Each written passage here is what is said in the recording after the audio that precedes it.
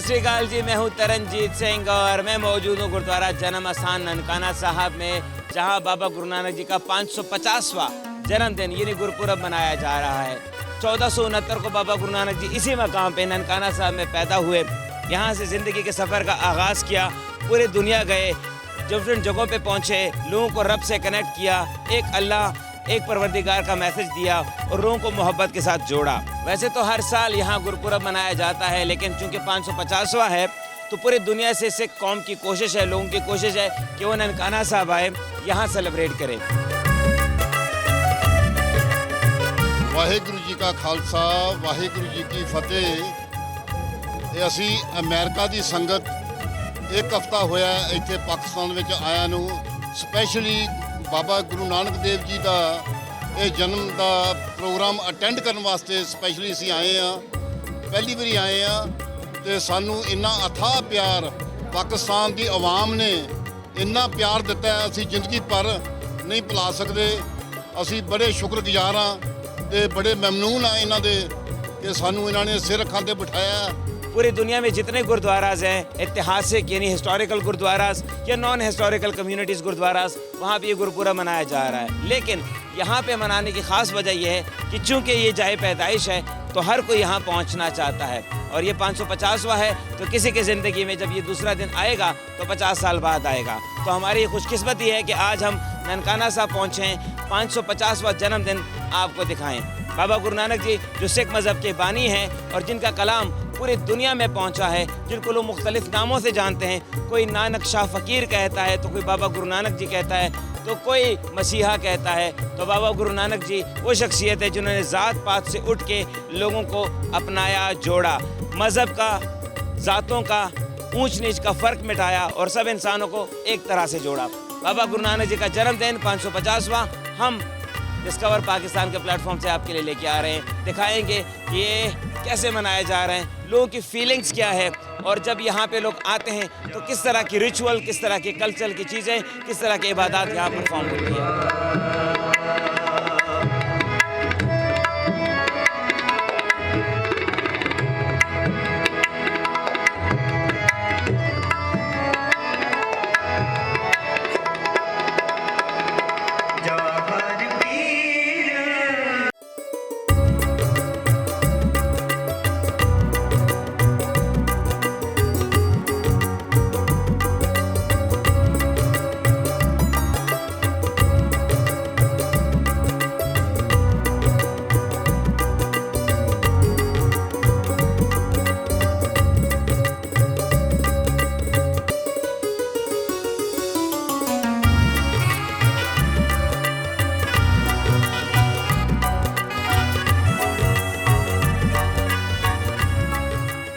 तो गुरुद्वारा के अंदर लंगर तो होता है, एक मेन लंगर, लेकिन आपको जगह जगह फूड नज़र आएगा, फास्ट फूड, और हम आपको दिखाते हैं ज़रा सा।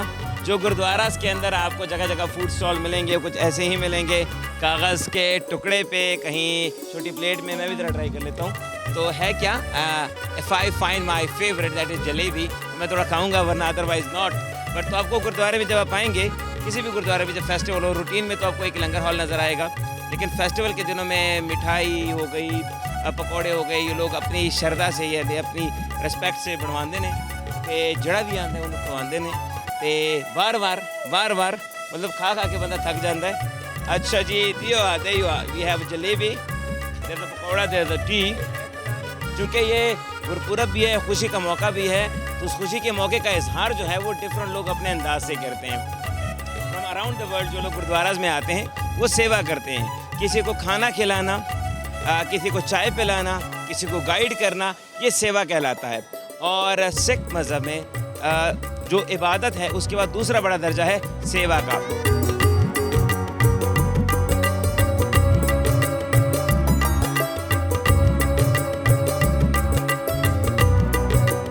तो डिफरेंट चीज़ें मिक्स होती हैं कि गुरुपुरब सिर्फ इस तरह से नहीं मनाया जाता कि सिर्फ इबादत हों, इबादत का सिलसिला भी जारी है, लेकिन साथ साथ लोग खुशी का इजहार भी करते हैं।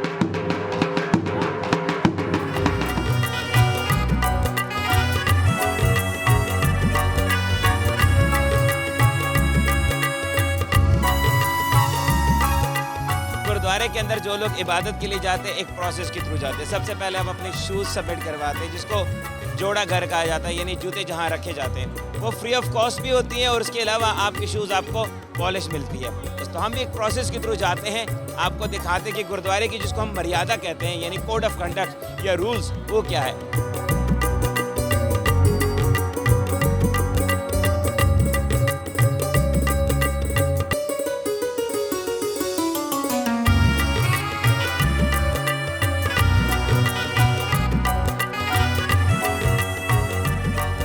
तो ये वो जन्म स्थान है जहाँ बाबा गुरु नानक जी पैदा हुए। ये उनका घर था और बाबा गुरु नानक जी के पैदाइश के बाद चूंकि ये जन्म स्थान डिक्लेयर हो चुका है, तो गुरु ग्रंथ साहब जी महाराज का प्रकाश अंदर होता है। हम आपको जरा अंदर से वो घर भी दिखाते जो बाबा नानक का घर था।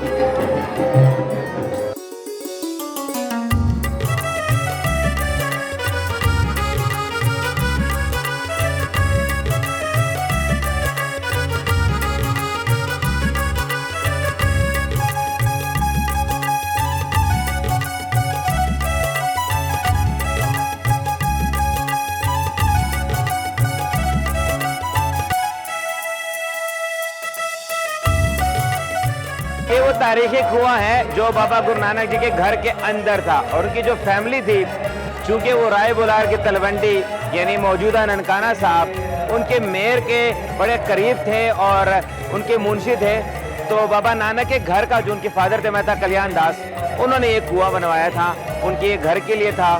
तो ये कुआं जो है आज अमृत माना जाता है, इसका पानी अमृत माना जाता है, यानी जहाँ से सिख मजहब के बानी बाबा गुरु नानक जी और उनका परिवार पानी पिया करता था, तो वो अमृत ही है। लोग बॉटल भर के लेके जाते हैं, इंडिया लेके जाते हैं, कनाडा लेके जाते हैं, अमेरिका लेके जाते हैं, विद इन पाकिस्तान लोग लेके जाते हैं।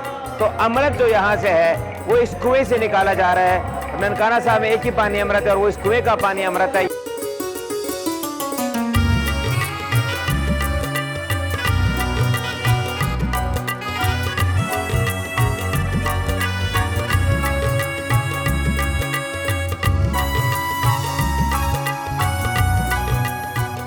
मौजूद है गुरुद्वारा जन्म स्थान के अंदर वाले हिस्से में, जहाँ पे अगर आप इस साइड पे देखें तो ये है सुखासन साहब, यानी जहाँ गुरु ग्रंथ साहब जी महाराज को जब समाप्ति हो जाती है उसके बाद रखा जाता है एक बेड पे। तो इसके अलावा जहाँ मैं खड़ा हूँ इसमें पीछे जो जगह है यहाँ स्पेशल दीवान सजाया जाता है, यानी जब भी गुरुपुरब का ओकेजन हो या कोई ऐसे ओकेजन जिसमें आप समझ लें कि ज़्यादा लोगों ने शिरकत करनी हो, तो यहाँ पे बाकायदा स्टेज सजाया जाता है और पूरा दिन और रात कीर्तन होता है। तो ये है स्पेशल ओकेजन के लिए दीवान सजाया जाता है। हर गुरुपुरब पे चाहे बैसाखी हो चाहे बाबा जी का जन्मदिन हो, सजाया जाता है। और इसके साथ साथ ये जो आप जगह देख रहे हैं ये वो असल तारीखी मकाम है जहाँ बाबा गुरु नानक जी पैदा हुए और बाबा गुरु नानक जी का जो घर था वो ये था। अब चूंकि इसके अंदर जो है दीवाना स्थान है, गुरु ग्रंथ साहब जी महाराज का प्रकाश किया जाता है, तो इसके परिक्रमा में लोग बैठ के पाठ करते हैं। ये जो जगह है ये परिक्रमा कहलाते हैं, यहाँ लोग पाठ करते हैं, अपनी दुआ करते हैं, अरदास करते हैं। और उसके अलावा जो वो साइड है जो मैंने आपको दिखाई, वहाँ पे स्पेशल ओकेजन पे स्टेज सजाया जाता है, कीर्तन होता है। कीर्तन जो है वो एक बताने वाला पॉइंट है, जो गुरुद्वारे का सबसे बड़ा इबादत का पोर्शन होता है वो कीर्तन होता है, यानी बैठ के कीर्तन सुनना, रब का कलाम सुनना, जो कलाम गुरु ग्रंथ साहब जी महाराज में दर्ज है वो सुनना। और गुरु ग्रंथ साहब जी महाराज के अंदर मुख्तलिफ मज़ाहिब के पीरों फ़कीरों का कलाम शामिल है, तो गुरुओं का कलाम भी शामिल है। तो जो कलाम गुरु ग्रंथ साहब जी महाराज के उसको हम पढ़ते हैं, हारमोनियम तबले के साथ ट्रेडिशनल जो म्यूज़िक इंस्ट्रूमेंट है उनके साथ पढ़ते हैं, उसको हम कीर्तन कहते हैं। यानी वो ये अनमोल रतन है जो कि गुरुद्वारे में आपको सुनने को मौका मिलेगा। और उसके अलावा लोग बैठ के अपनी तरफ से अपनी तरीके से दुआ भी करते हैं। आपको ज़रा दिखाते हैं कि कीर्तन कैसे होता है। रात के वक्त आपको कीर्तन सुनाएंगे जहाँ पे लोग आके प्रे करते हैं। और ये प्योरली अंदर वाला साइड जो है, यहाँ कोई फेस्टिविटी नहीं मनाई जाती है, सिर्फ और सिर्फ जो धार्मिक चीज़ें हैं, जो रिलीजियस चीज़ें वो परफॉर्म होती हैं।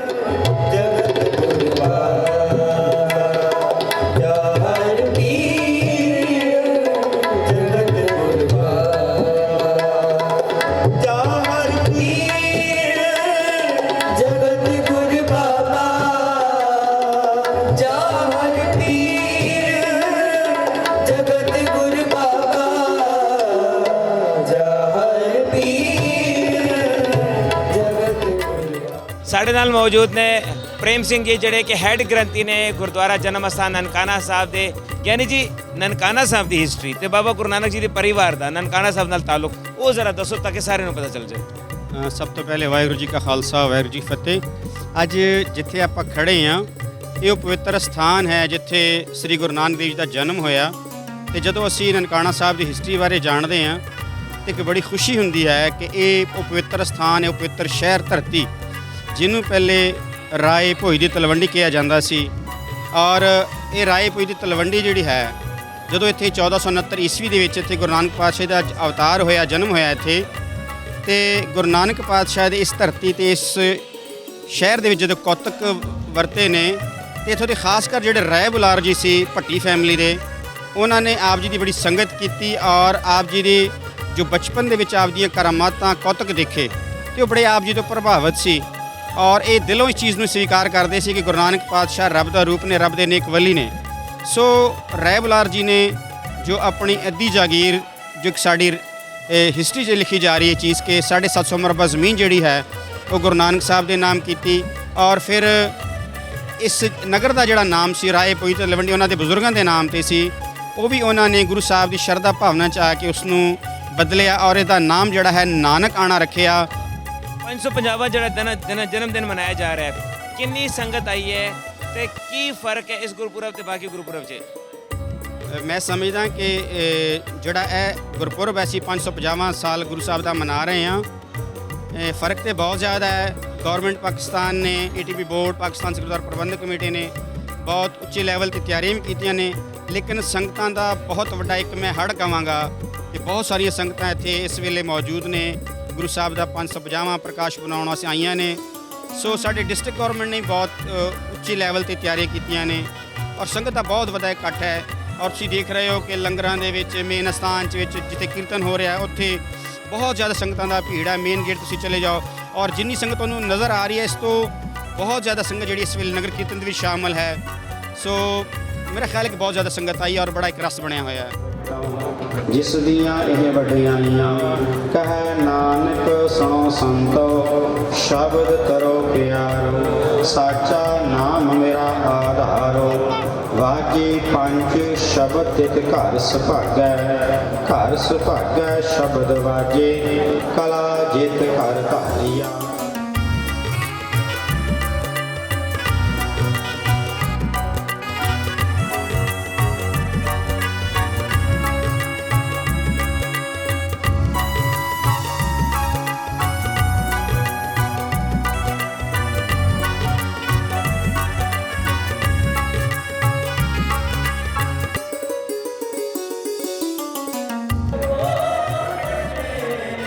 इस दरख्त की बड़ी तारीख है। महाराजा रंजीत सिंह के दौर के बाद जब गुरुद्वारा ब्रिटिश एम्पायर ने अपने हाथों में कर लिए तो उन्होंने गुरुद्वारों की जो भागदौड़ है वो महंतों को संभाली। जो महंत थे वो गुरुद्वारा को अपने प्राइवेट पर्पस के लिए यूज़ करते थे, आने वाले सिखों को तंग करते थे। गुरुद्वारा में जो अरदास है, गुरुद्वारे में जो लंगर है, जो रहना था, उसको काफ़ी मुश्किल कर दिया था। तो यहाँ के जो लोकल सिख रहने वाले थे ननकाना साहब के इर्द गिर्द, कई बार रिक्वेस्ट की, कई बार उनसे मिलने की कोशिश की कि हम ये गुरुद्वारे रेस्क्यू कर सके। तो एक बार जब ये बात बहुत आगे बढ़ी तो भाई लक्ष्मण सिंह 200 बच्चे, औरतों और जवानों के साथ यहाँ पे आने का फैसला किया। उन्होंने कहा कि जी मैं जाऊँगा, मुज़ाकरात करूँगा, उनको कहूँगा कि गुरुद्वारा जो है वो सिख कौम के हैं, काइंडली सिख कौम को हवाला कर दे, और अगर वो नहीं मानेंगे तो फिर सिख कौम उसके खिलाफ लड़ेगी भी। तो भाई लक्ष्मण सिंह जो 200 लोगों के साथ यहाँ आए, बच्चे औरतों के साथ, उनके साथ बातचीत करने के लिए, तो महंत पहले से रेडी थे। उन्हें उन पर हमला किया। यहाँ 200 बच्चे औरत और जवान शहीद हुए। यहाँ जगह जगह लहू बिखरा था और जो जथेदार थे, जो ग्रुप लीडर थे लक्ष्मण सिंह, उसको इस दरख्त के साथ लटकाया गया और उसको बालों के जरिए, यानी जो केस होते हैं, उनसे आग लगाई और जिंदा जलाया गया। ये वाकया 20 फरवरी 1921 को हुआ। उसके बाद से कौम उठी और इस यूनिटी के साथ उठी कि उन्होंने महंतों से गुरुद्वारे आज़ाद किए।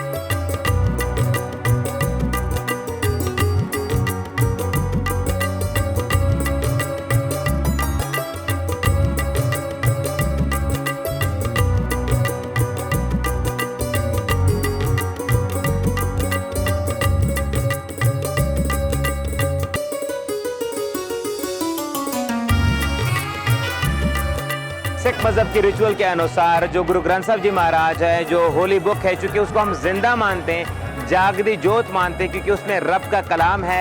और गुरु ग्रंथ साहब भी हमें बताता है कि परवरदिगार कैसे इस दुनिया को देखते हैं, परवरदिगार ने किस नेमत से इस दुनिया को नवाजा है, हमें परवरदिगार कितना प्यार करता है और हमसे क्या एक्सपेक्ट करता है, क्या चाहता है हमारा परवरदिगार, हमारा रब, तो वो गुरु ग्रंथ साहब बताता है। तो इसलिए गुरु ग्रंथ साहब जी महाराज को जागदी जोत यानी जिंदा और लिविंग सोल माना जाता है। तो गुरु ग्रंथ साहब जी महाराज के लिए एक तकद्दुस है हमेशा, और वो तकद्दुस ये है कि उसको ज़मीन से ऊंची जगह पे उसका प्रकाश किया जाता है। नॉर्मली कोई तख्त बना के भी किया जा सकता है, लेकिन कुछ लोग इस तरह की पालकी जो है गुरु ग्रंथ साहब जी महाराज के लिए बनवाते हैं। अब ये पालकी सोने की बनी है और ये दिल्ली से 2005 में पाकिस्तान आई थी। अभी भी जो पालकी 550वां जन्मदिन पे आई है 2019 में, वो भी दिल्ली से आई है। ये भी जगह जो है जन्म स्थान के अंदर वाले साइड पे आपको नजर आएगी।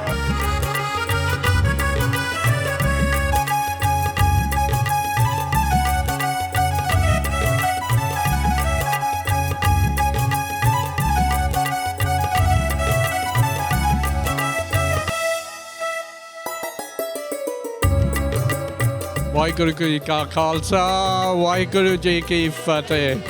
ਸਾਡਾ ਜਥਾ UK ਤੋਂ ਆਇਆ ਹੈਗਾ ਐਂਡ ਅਸੀਂ ਗੁਰੂ ਨਾਨਕ ਦੇਵ ਜੀ ਦੇ 550ਵੇਂ ਜਨਮ ਦਿਨ ਦੇ ਸਥਾਨ 'ਤੇ ਇੱਥੇ ਆਏ ਆ। ਸਾਨੂੰ ਬਹੁਤ ਜ਼ਿਆਦਾ ਖੁਸ਼ੀ ਹੋਈ ਆ ਜਿਹੜੇ ਸਾਨੂੰ ਪਾਕਿਸਤਾਨ ਦੇ ਵਿੱਚ ਸਾਡੇ ਲੋਕਾਂ ਨੇ ਆਪਣਾ ਦਿਲ ਖੋਲ੍ਹ ਕੇ ਸਾਨੂੰ ਮਿਲਿਆ। ਅਸੀਂ ਜਾ ਕੇ ਦੇਸ਼ ਪ੍ਰਦੇਸ਼ਾਂ ਵਿੱਚ ਦੱਸੂਗੇ ਸਾਨੂੰ ਇੱਥੇ ਕਿੰਨਾ ਪਿਆਰ ਮਿਲਿਆ ਸਾਡੇ ਲੋਕਾਂ ਨੂੰ।